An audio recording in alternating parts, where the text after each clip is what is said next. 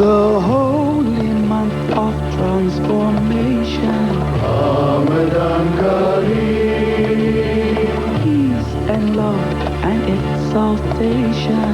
Ramadan Kareem, Ramadan Kareem, Ramadan Kareem, Ramadan Kareem. Assalamu alaikum and welcome to Ramadan Kareem. I'm Fatima and thank you for joining us this morning. Assalamu alaikum, I'm Ibrahim. Fatima, isn't it truly amazing how during this time Allah puts peace in the hearts of those who place their trust in Him? As usual, our lineup is tailored to ensure that by the end of this program you are proud to be a Muslim living in South Africa. We've got our usual segments of recitals, youth stories, profiles and recipes. Ramadan is also known as the month of the Quran, and we try to enhance every day with its beautiful message. So let's not wait a moment longer to hear this morning's recital. Ramadan Kareem. أعوذ بالله من الشيطان الرجيم بسم الله الرحمن الرحيم يا أيها الذين آمنوا إن جاءكم فاسق بنبأ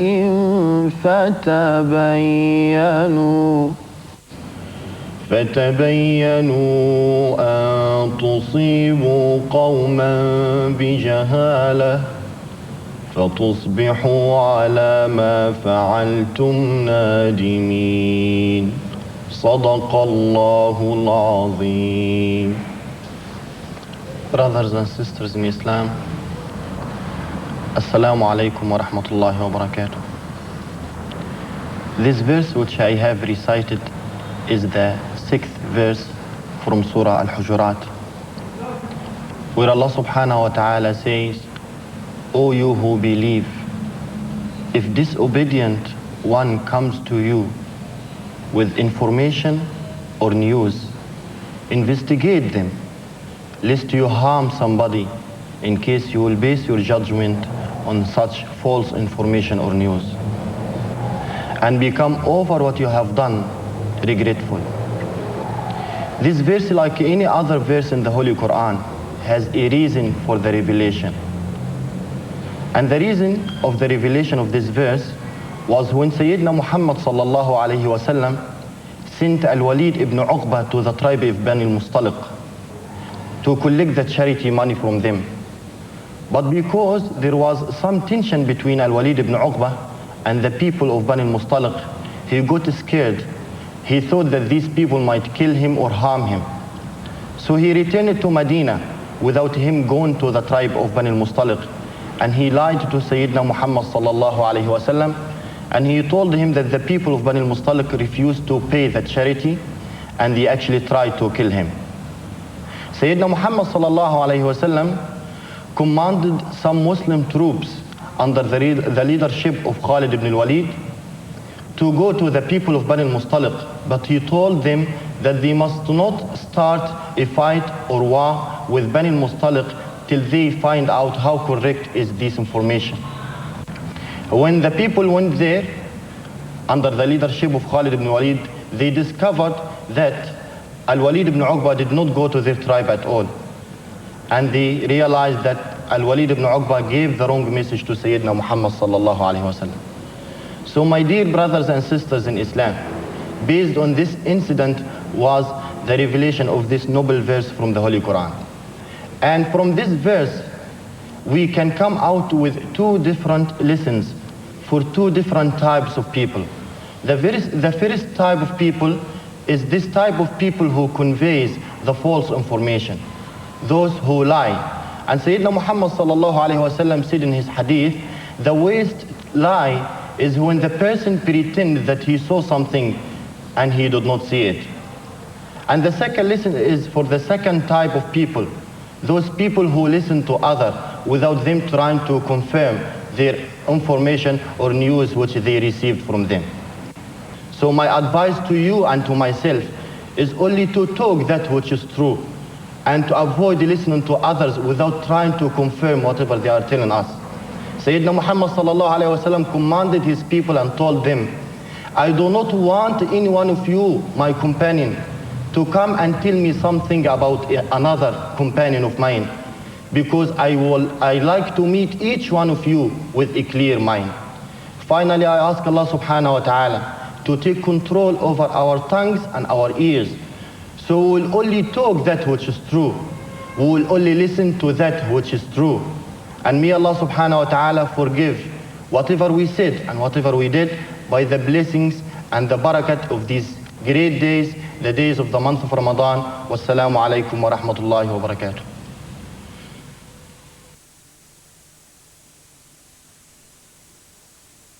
With Islam at the forefront of a global onslaught, it is up to us Muslims to ensure that we set a perfect example. We only need look at the life of our beloved Prophet, peace be upon him, for guidance as well as encouragement. And where better to start than with our youth?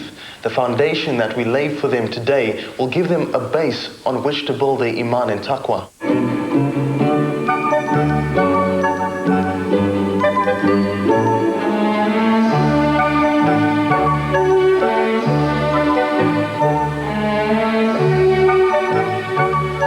My name is Sabc and I'd like to tell you about my first day of Ramadan. It starts very early when my mother stands up to prepare our food.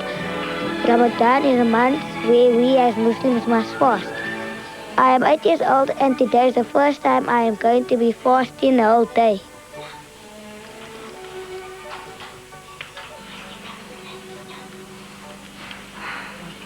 While I am busy in the bathroom, my mommy is downstairs getting our food ready. I'm looking forward to fasting today. We must all sit together at the table in the lounge. My daddy is really strict about this because he says a family must always eat together. Chocolate is my favorite and my mommy especially got some chocolate breakfast bars.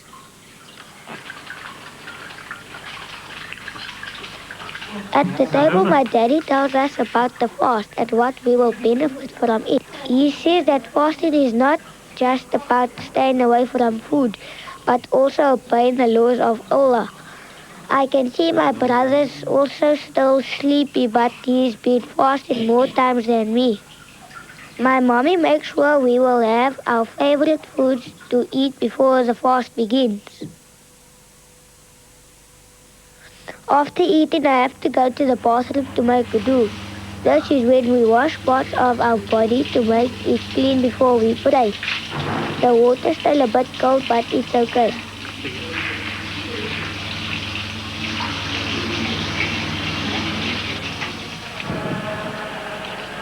I go with my daddy and eldest brother to the mosque. The call of the azan signals the start of the fasting day for us. This prayer is known as Fajr or Sabc.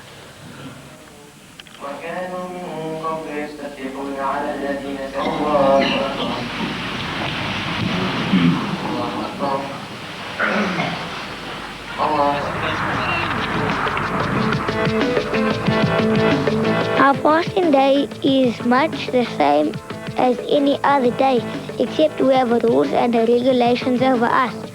We can't eat anything just before sunrise to just after sunset.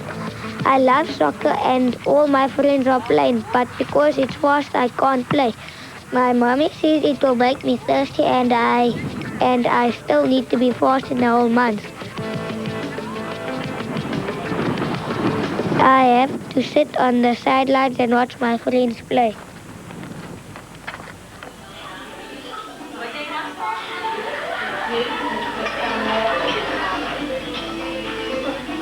In the evening, my mommy prepares our food for our supper. We will break our fast when the azan goes just after sunset. I first have to take cookies away to the neighbors. Sometimes my sister comes with me, but she doesn't want to today. My mommy puts in nice fresh pies and sausage rolls that she just baked. I get to help her in the kitchen.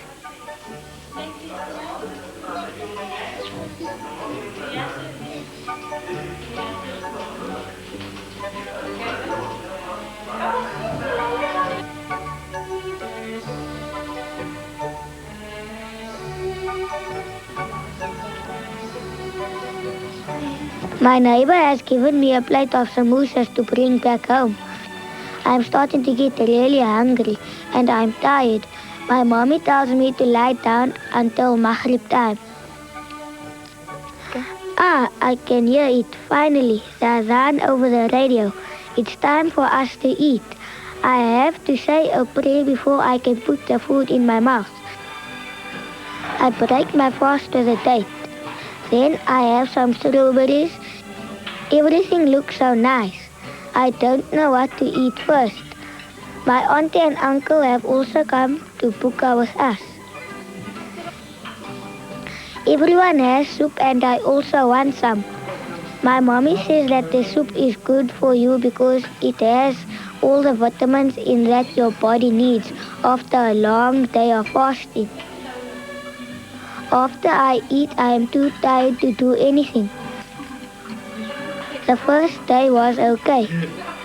I just miss playing soccer with my friends. Tomorrow is another day, so I'm rather going to eat less tonight. My daddy them are going to mosque. I'm too tired after my first day and I'm rather just going to stay at home.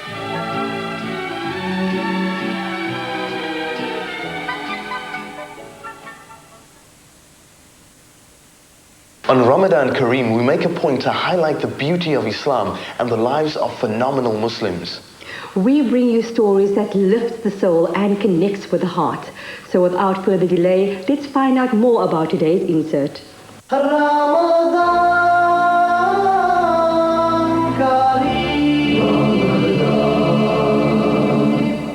Also the affirmation of one's belief, and usually it is the first step into becoming a Muslim. Thereafter, one has to learn the basics and then live the religion. Shanaz Banu studied to become an Islamic teacher or mu'allima and has been helping reverts as well as Muslims ever since. Her devout beliefs and the way of life left a lasting impression on one of the reverts, Shahida, who she taught, and this led to her being nominated as well as selected for the gifted Hajj. The person that selected me is Shahida. She's a revert Muslim, and then it happens that her husband used to come to the Jamaat Kana here on top.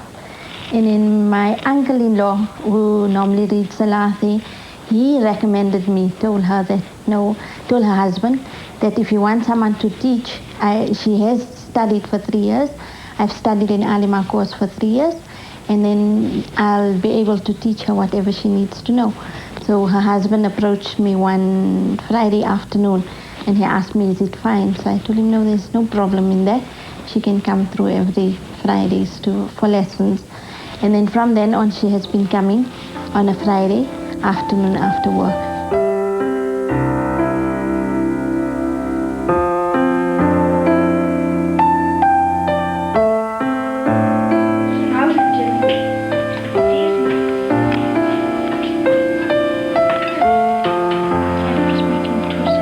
Is a mother of 4 children and life has been challenging. Although they once owned a business, it led to a personal tragedy from which the family is still trying to recover. The love of the Creator and the belief in her purpose on earth has however become rewarding. Yes, actually we have been trying quite a while. We were saving, and then we had a business in Bedfordview and my husband was shot at. So after he got shot, then we had a lot of expenses with the operations. He went to a clinic and it cost a lot. So all our savings went into that. So whatever we saved for Hajj was used up. So in that way we didn't get to go. I was really excited because I never imagined that I'll ever have an opportunity. My husband is unemployed at the moment. So, there wasn't any income coming in, so there was no way that I thought I'd ever go for Hajj in the near future. And it's just so that Allah Ta'ala made it such that today I've got that opportunity to go. Allahu Akbar, Allahu Akbar. Hajj is the ultimate journey of any Muslim's life. Every year, over 2 million answer the call of their Creator and travel to the holy cities of Makkah and Medina. The excitement is overcome by their only wish to see Islam's holiest sites. Hajj is a part of our history. Whatever rituals we have to do, it's all to do with all our prophets, ﷺ, what he did at the time. And all our previous prophets like Hazrat Ibrahim, Hazrat Ismail, and Bibi Hawa. So the things, every step of the way is something very important towards every Muslim, for every Muslim. It's an important ritual for all of us. And my main wish is to see the Kaaba. I think it's every Muslim's dream to go for Hajj. Everybody would want to be in that place because of it being such a Mubarak place, such a grand and wonderful place. And another thing is I would like to be a person who would help others in order for them to make it easier, because a lot of people have been for Hajj, but their experiences weren't that good. So if I could have an opportunity to go every time and to help them out, like I do know Arabic, a bit of Arabic as well. So although I haven't had the opportunity to go before, even though I do go, I would like to be a delegate, in other words, to, help others in their Hajj performance and to make it easier and so that they can enjoy their experience. Shanaz, it seems, will be a worthy ambassador for Islam should her wish to become a guide to other Muslims be fulfilled. She has proven through her daily interaction with people that she's able and willing to share the beautiful religion she believes in. I feel extremely privileged to be part of a program that celebrates Islam. I trust that you enjoyed that as much as I did. Our cooking segment is a firm favorite, and I know you all look forward to it. I hope you have a pen and paper ready to jot down the ingredients to the next recipe, because this is one you'd not want to miss. Today, Lamise cooks a chicken barbecue stir fry. Assalamu alaikum and welcome to Ramadan Kareem. Today's recipe is brought to you by Oli Foods, and I'm sure you're all familiar with Oli work. But over the next few Sundays, we'll be covering a range of Oli products, and today's recipe includes the Oli Cook and Cream. What we're going to be making today is a barbecue chicken stir fry. And the wonderful thing about this recipe is you can use your leftover chicken. And our ingredients for this dish are the following: 25 mils of butter, salt and pepper to taste, 2 cloves of garlic that have been crushed, 1 medium red onion that's been roughly chopped, 100 grams of mushrooms that have been sliced, 25 mils of cake flour. I've got some fish oil, just about 15 mils, and that's just for frying later on, 250 mils of chicken stock, and 300 grams of chicken. What I've got here is leftover barbecue chicken strips. You can use any leftover chicken. You could substitute with fish, with meat. You could even leave out the meat entirely and just make it vegetarian. What I've got in front of me is a packet of baby corn that's been sliced and dry rolled, as well as 100 grams of baby marrow that has been cut julienne style. And also 3 to 4 potatoes that have been cubed and then boiled. I'm going to start off by heating up my batter and then just lightly frying off the onions.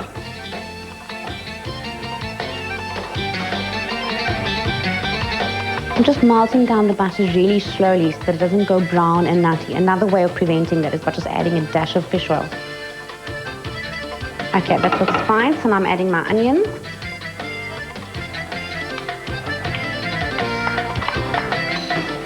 We're not going to brown or caramelize the onions, we're just going to lightly saute it. And into this, I'm going to add my garlic. Add the garlic.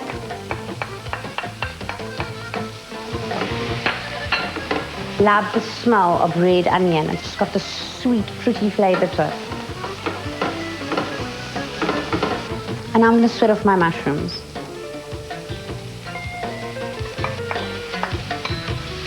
The nice thing about this recipe is that it has so many variations. You can literally substitute anything for anything. So if you don't like mushrooms, try baby marrows, try brinjals, try butternut, whatever tickles your fancy, but do try it.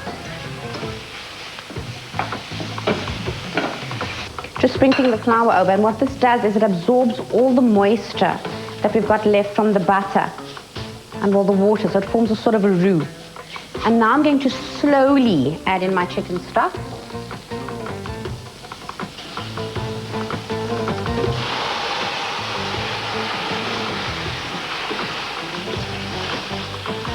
Just adding the chicken stock bit by bit. And this will absorb all the flour and the moisture in it and almost form a roux. And then it will start to thicken. And you can actually see that it's starting to thicken out. I'm just going to add the last little bit of chicken stock. Give it a quick stir and then just leave it to simmer for 2 minutes.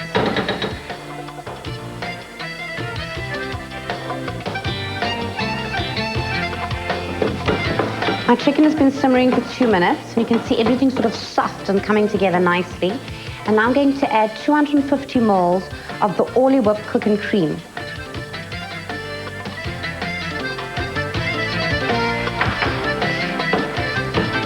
Just give this a stir through. I'm going to season with the salt and pepper. And what's nice about the Orly Whip cooking cream is the fact that it's dairy-free, it's sugar-free, and it's preservative-free. So whether you suffer from cholesterol or you're diabetic, it's suitable to eat. It's an excellent dairy replacement product. So you still get all of that rich creaminess, but without the dairy. This was just nicely coming together, so I'm going to set it to one side so that we can start frying off the rest of our ingredients. And what I've got is another pan ready, so I'm just going to move all of my other ingredients over.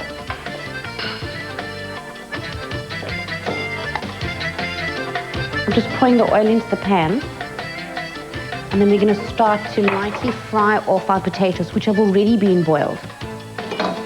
For my next step, I'm going to start frying off my potatoes. I just need to get a wok on.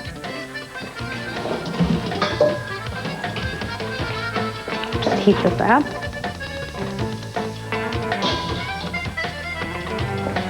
And then I'm going to start heating up our oil.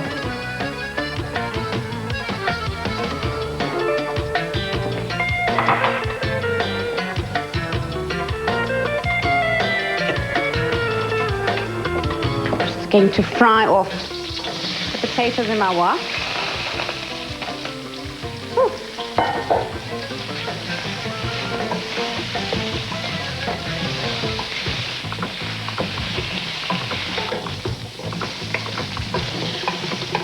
This is really just to give them a nice coating and also to heat them through. And I'm going to add to this my barbecue chicken strips.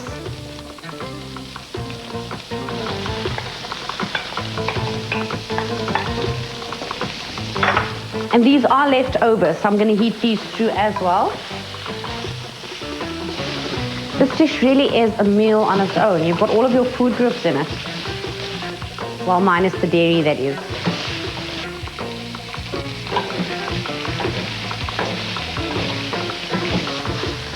So all that's left to do is to add my baby corn as well as my marrows that I've dry rolled earlier.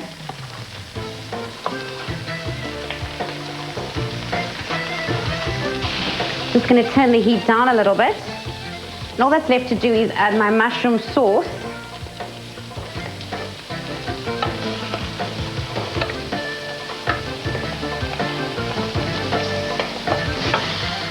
I'm going to give this a quick toss around and then serve immediately. And all that's left to do now is just give it a final toss around and serve immediately.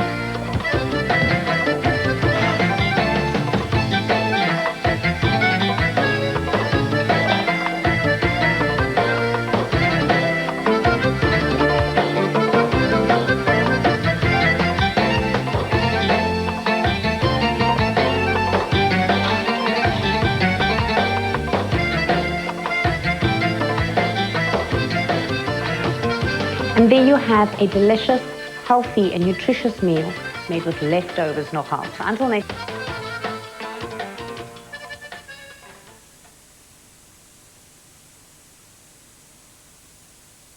Not only nutritious, but educational as well. Louise certainly knows how to make a meal. Well, the saddest part of the day is usually the end of the show, but you can be sure that we'll be back tomorrow morning with more spiritually uplifting programs. So till then, Assalamu alaikum.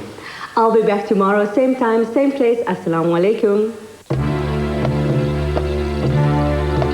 The holy month of transformation.